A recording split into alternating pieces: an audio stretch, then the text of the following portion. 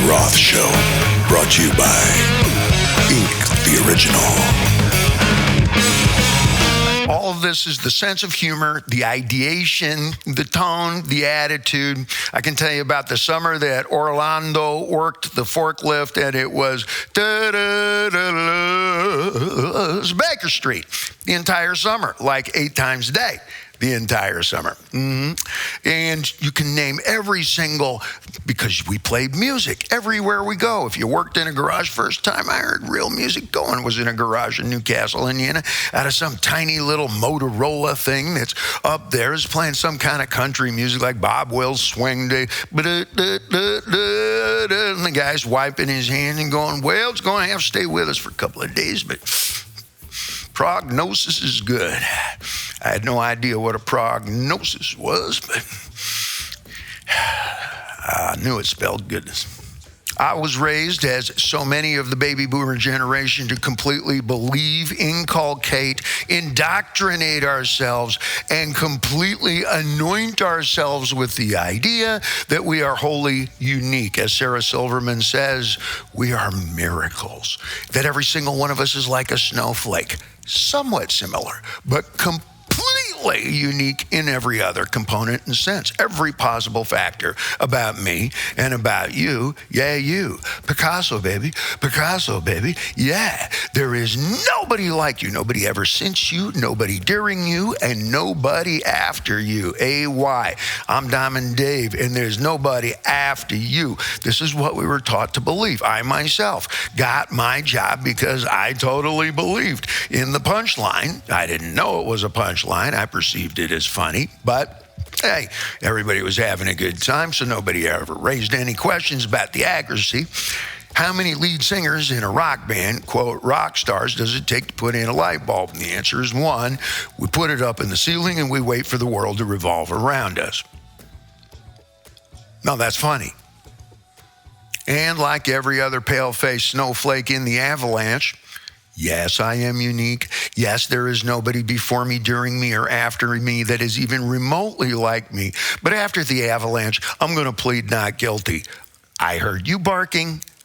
I started barking.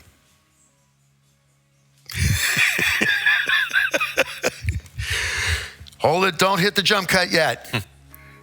Not guilty, Judge. How shall I demonstrate my uniquity? Packaging. Haircut, sunglasses, earrings, tattoos, fingernail polish, sexual identity. Whatever. Okay, we don't have the technology, or we do, but we don't have the budget to actually officiate over properly. So I'm going to actually do this as if I was in fast motion. Okay, Tom, don't attempt to speed it up. You'll just fuck it up in the editing here. And I'll talk about all the other ways that I, as an official middle class who worked his way with his dad became a doctor, then he became upper middle class, and then from there, I went into beyond the blanket of space and the curtain of time. That's officially what my career is defined as. I see the vacant look there, okay? Woo! At least by happy hour, that's how it feels. Okay, so with that in mind, I'm going to rush through how consequently, we express ourselves. And this is in the factory. You see all of my old classmates from high school and Pasadena City College, and then the audience of all the clubs and the bars that Van Halen played, which were all local bicycle distance from here. Electric bike, but bicycle distance. And everybody lines up, and it looks like a class picture. And we have clearly defined ourselves with, here we go, bandana, sunglasses, earrings, cap teeth, new cap teeth, third set of cap teeth, new nose. In the world of Michael Jackson, or the word specifically, just one more appointment, Thomas. Don't edit that thing. I got the tuck here, I got the little thing here, bought the shirt, I got the necklace, I got the wristwatch, got the special band for the wristwatch. Special band for the wristwatch, got the belt, the buckle, the special pants, got the certain kind of boots, got the Levi's, the ones that are down around my knees. Don't look. Montage is over, you get the idea. And this is how we roll. Everybody's a little bit different. Looks a lot like a Benetton ad, kind of the California Girls video, and Jay-Z, Picasso, baby, and everybody is really self-expressing. And they are confronted with a battalion of the Chinese. Chinese are all dressed the same, marching the same, thinking the same, and have been brought up from infancy to think in terms of team, regiment, battalion. Everybody rolls together. Nobody individual unless you're accelerating in something that involves the team. This is not news, okay? This is not, whoa, what a fucking surprise. No. This is what we learn when we play football or rugby and soccer and virtually everything else that is not an individualized, say, gymnastics or tennis-like arrangement. But they have taken it to the degree where it's now in the workplace, and it always has been. But confronted with my high school class picture where every single person is individual and self-expressing and listening to a whole different kind of music, it's like showing up and seeing everybody in individuals dressed in the same football uniform. Ancient Spartans were the very first one to think of the 20-foot lance. That's 5 foot taller than a basketball hoop. And they were the first ones to really pioneer buffing out those spear tips so that they were mirror finish. And they would hold them up, and that phalanx, that line would roll out for almost 2 miles in every direction. You couldn't see the end of it. That's the front line. 2 miles in every direction. And on cue, all of those spears would turn, flash in the sunlight, and then drop and aim at your face. That's kind of what it looked like when the paleface team, and it involves every nationality and ethnicity, but we'll call it the palefaces versus the Chinese. Because if it was a boxing match, no, you'd never say it. But that's just the way of things. Sort of like Jack Johnson days fighting the white boy. Whoa, what's going to develop? First thing is, you can't really tell what the Chinese are thinking, and not because they're inscrutable, but because they're ascribing to the idea that if the team wins, we win.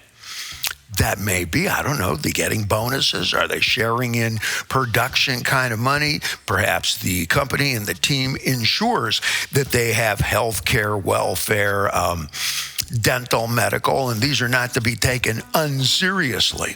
Folks ask me, Dave, when you go on stage, do you auto-tune? I go, are you kidding? I auto-tuned all 7 of my front teeth. Dr. Glasser, drives a Mercedes. We're all masters of deception here. I would rather admit that I'm dying. If I feel like I'm dying, I won't admit that until somewhere around the director's commentary of the last song. You got to soldier through. And that's part of what's happening here with the Chinese.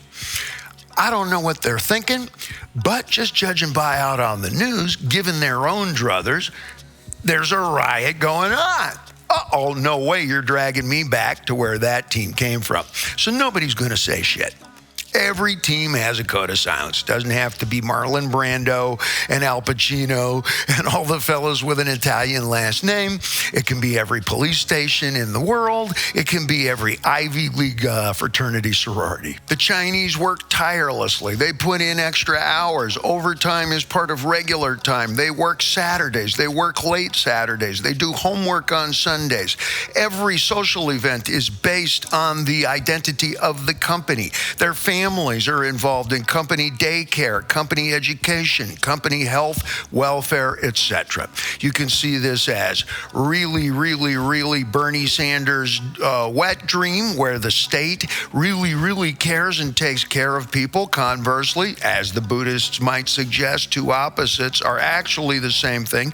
What is the opposite of liberal, social, everybody being cared for, health, welfare, medical, dental, education, nursery, etc., being provided for one and all? Well, the opposite of seeing that as a utopian vision is, well, that's George Orwell.